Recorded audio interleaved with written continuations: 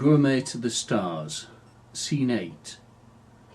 I meet xeno-archaeologist Gilasia and the strange being known as Concris.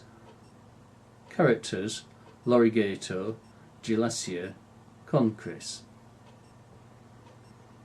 I looked at the design on the front and gathered myself. I am Lory Gato, come to... I started to feel stupid. What was my business? The thought faded, and an opening formed. I watched in amazement as part of the design fell away in shimmering swirls of black dust, behind which was an almost conventional lobby. I walked into shadows, barely hearing the bot's gyro bike power up and leave. I put the puzzle of spaceport collections to one side. Swells of darkness and light cast shadows in my path, but I walked in. The opening, door or whatever, closed silently behind me. Shadows ruled. A patch of gloom and dust coalesced ahead. Ragged tendrils of smoke splayed out to melt in the air as it span. It suddenly gained motive force and tumbled my way. I froze. Hairs prickled on the back of my neck. In less than a second it was in front of me. I've seen a lot of strange things, but a spike of uncertainty thrust its way into my shoulder blades. Instinctively I hunched. "Greetings, Lory Gato." It spoke Pan, guttural, and stood 3 or 4 feet high. Where did it speak from? Closer examination revealed a thickening in the area where there might be a torso, above which azure cyan sparks sat, part enclosed in a black shellac. Eyes. "Oh, hello." I fought the urge to ask, "What are you?" Hardly an insult, merely an admission of ignorance. "Welcome." The faintest outline of silvered lips shaped to the sound. A wispy tendril reached out, and I felt a feather-light touch. "Chunkris! Chunkris!" A woman's voice rescued me. I lifted my head. A body to fit the voice I'd spoken to on the comm earlier. Details in shadow. She spoke a bundle of unrecognisable words. If she'd been a flame breather, there'd have been fire coming from her lips. "Chunkris!" I flexed it in my mind. I prided myself on making a passable attempt at alien words, but I doubted I could say that word. She sure sounded cross. What kind of creature was Chunkris anyway? The being, about 3 feet in front of me, stopped bobbing and seemed to shrink before slinking off. "Please excuse Chunkris. Sir is curious and means no harm." Sir. So it ranked on TIDS, the intelligent design spectrum, and probably counted as a he. As guest, I decided it wise not to probe. Even though I didn't know their manners, she seemed put out over Chunkris. Inquiry could easily be taken as a deliberate ploy to embarrass. Sir Chunkris would be off limits. She walked to me, dynamic and driven. White blouse, slim skirt, in all severe. Hair tied back primly. Face in shadow. Was this my host? I pictured a female scientist and she fit perfect. Woman? I couldn't use that word. She could hardly be that here, although she looked no different to many I've met. There would doubtless be differences that those who knew could point to. The anthropoid shape is a common dominant species design. Humanity's one variation, merely the latest in a chain of similar evolutionary staging boasts. My nerves came under control. There's a lot to make you jump when you're out in the stars. The mark of a civilized man is how quickly he adapts. Difference, that's what I was here about. Difference in culture, climate, food, drink, and other more exotic substances. I became travelling man, interested in all around. "Pleased to meet you, Giz." Gilasia, so, scientist, or just someone hanging around, waiting for guests to arrive so she could scold strange shadow creatures? Was she connected to Sir Unkadib? I filed the questions under to be worked out. How long have you been here on Tanegi 36? Oh, most of my life. I work here, you know. Come. I followed. The shadows cleared in a few steps. We turned into an open plan space, larger than a room, more a hall. It was full of light. My eyes were stunned for a few seconds, but soon adjusted. The ceiling was a brilliant white, reflecting the illumination of light strips set in it. Walls were lined with smooth murals. Pinks and peaches combined in exotic swirls that culminated in ridges and shaded troughs. Sofa-style seats lay dotted about. A clear-topped nested table was near to me. Another sat on the other side. Our guest room. I find it cold and impersonal. Come. Imperative. I didn't entirely agree. It was stark, but the pinks and peaches were warm. She navigated, and I followed. I've heard you are well-travelled, Mr. Gato. Lory, please. It was time to lay out my traveller's wares. I volunteered to her. I appreciate the exotic. Space travel is beyond the reach of most, thus I build the bonds of trade. This was no secret. It was on my papers in the spaceport. Ah, yes, she sighed with mock weariness. Experienced correspondent and commissioning agent for seed. She played that well, so I smiled. It could have said correspondent for ambience of strangeness and charm. I might have added connoisseur to the teeming billions of Earth, but didn't. So you find strangeness and trade it back to Earth? Kind of. Ambience rarely translates well. What seed do very often bears little resemblance to what I find. I do what I can. At the other side of the room, a part of the wall resolved into beaded drapes. We pushed through. Her demeanour was more genial and relaxed. I guess the embarrassment of Chon Chris, house creature, guardian, or whatever Sir was fading. Our biologies are different, you know. Doubtless a situation you encounter often. What could we eat that would harm neither of us, yet entertain both? I haven't come to a conclusion. Perhaps we can discuss this over dinner. It will make an interesting diversion from my normal work. Naturally, your portions will be Earth normal nutrition. For a moment, I worried that she might in fact not be Sir Unkadib's xeno-archaeologist. Would a scientist prepare a meal? Still, scientists have to eat, so I guess so.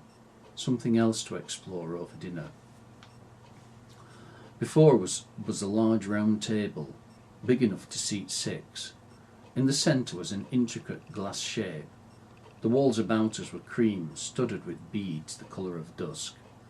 Several small alcoves showcased pieces of rock, backlit in white. Rock? Archaeologist? She took her work seriously then. There was no time to think. Sit, sit, let me serve. She disappeared through a conventional door at the other side of the room. I sat on a steel-tubed glass-backed chair. It was warm through my trousers. I hadn't realised I'd felt the cold until that point. A hatch opened in the wall, invisible until then. Do you want coffee or tea? Tea, I called back. We do a passable lactose substitute, she offered. Black is fine, no sweetener. The hatch closed and blended seamlessly back into the wall. Moments later, Gelasia appeared, a mug in each hand.